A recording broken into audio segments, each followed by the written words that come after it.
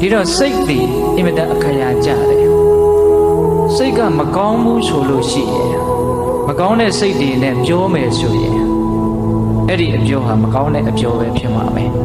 ဘလောက်ပဲခြူသားပါတယ်ပြောဘလောက်ပဲအချိုရည်တကားကြီးဖုံးထားတဲ့သဘောမျိုးလို့တကယ့်ကိုအကွက်တွေရှင်းပြီးတော့ပြောတော်လေးပဲ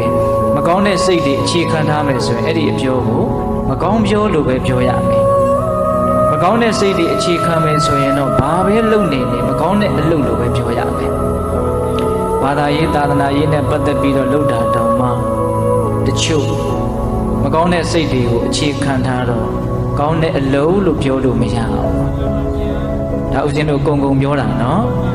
အဲ့ဒီတော့ဘာပဲပြောနေဘာပဲလုပ်နေ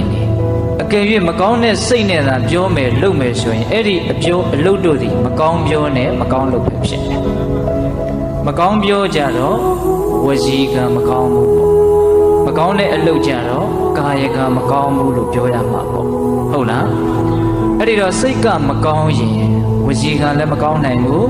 ကာယကံလည်းမကောင်းနိုင်ဘူးစိတ်ဆိုးရင်ကံဆိုးတယ်ဆိုတာအဲ့ဒါပဲပိဋိစိတ်ဆိုးရင်ပါဆိုတယ်စိတ်ဆိုးရင်ကံဆိုးတယ်ကံဆိုးလို့ရှိရင်အကျိုးပဲဆိုးမယ်ပိဋိကံဆိုးရင်ပါဆိုးမယ်အကျိုးပဲဆိုးမယ်အဲ့ဒါကိုပိဋိတို့ရဲ့စိတ်ထဲမှာရှင်းရှင်းလင်းလင်းမှတ်သားထားဖို့ရကဩစိတ်ဆိုးရင်ကံဆိုးတယ်ကံဆိုးရင်အဖြစ်ဆိုးတယ်လို့ဒါမှတ်ထားရမယ်အဖြစ်ဆိုးနေတာတွေမှန်တယ်များကံဆိုးလို့ပဲကံဆိုးတာမှန်တယ်များဒီစိတ်ဆိုးလို့ပဲစိတ်ဆိုးတယ်ဆိုတာဒေါသဖြစ်တာလေးကိုဆိုလိုတာမဟုတ်ဘူးဆိုးတဲ့စိတ်တွေမကောင်းတဲ့စိတ်တွေယုံမာတဲ့စိတ်တွေဖြစ်တာကိုစိတ်ဆိုးတယ်လို့ဆိုတာဒါကြောင့်ရှေးတုန်းကမထေရမြတ်ကြီးတစ်ပါးကအတူတူလေးဩဝါဒပေးဘူးတယ်အကောင်းဆုံးဩဝါဒလို့လည်းပြောလို့ရတယ်အဲ့ဒါဘာလဲဆိုတော့စိတ်မဆိုးနဲ့ကောင်းကောင်းနေတဲ့ဆိုလိုကြီးကဒါနှလုံးထဲပြောတာနော်ဘာတဲ့တော့စိတ်မဆိုးနဲ့ကောင်းကောင်းနေတဲ့စိတ်မဆိုးနဲ့ဆိုတာဒေါသမဖြစ်နဲ့လို့တင်ဆိုလိုတာမဟုတ်ဘူးဟုတ်လားဆိုးတဲ့စိတ်တွေမဖြစ်စေနဲ့ကြိုင်ဆိုင်တဲ့စိတ်တွေအလိုဆန္ဒပြင်းထန်တာတွေရမစောတွေအာကြီးတာတွေမကျင့်တတ်တာတွေမုန်းတီးတာတွေမနာလိုတာတွေဝန်တိုတာတွေအဲ့ဒါကောင်းတဲ့စိတ်လားဆိုးတဲ့စိတ်လားအဲ့ဒါလို့ဆိုးတဲ့စိတ်တွေမိမိတန်တာမှာမဖြစ်စေနဲ့လို့ဆိုတာကစိတ်မဆိုးနဲ့လို့ပြောတာဒါပေမဲ့ဒီကနေ့ခေတ်ကလူတွေကတော့စိတ်မဆိုးပါနဲ့ဆိုရင်ဒီဒေါသမဖြစ်ပါနဲ့လို့ဒီလောက်ကလေးရည်ရွယ်ပြောကြတာနော်စလိုကြီးကအဲ့လောက်ရည်ရွယ်ပြောတာမဟုတ်ဘူးစိတ်မဆိုးနဲ့ပြီးတော့ပါတယ်လို့ကောင်းကောင်းနေတဲ့ကောင်းကောင်းနေဆိုတဲ့သကလုံးလေးကသုံးလုံးနဲ့ကောင်းကောင်းနေဒါပေမဲ့ချဲ့လိုက်ရင်တော့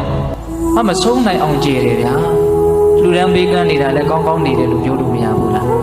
တိလာတွေစောင့်တည်ပြီးတော့ကိုယ်နဲ့နှုတ်ကိုစောင့်ထိန်ပြီးတော့နေတယ်ကောင်းကောင်းနေတယ်မိမိရဲ့စိတ်သက်တမ်းမှာလောဘဒေါသမောဟတွေမဝင်နိုင်အောင်ဘာဝနာတရားတွေနဲ့ထုံမွန်းပြီးတော့နေမယ်ဆိုရင်လည်းကောင်းကောင်းနေ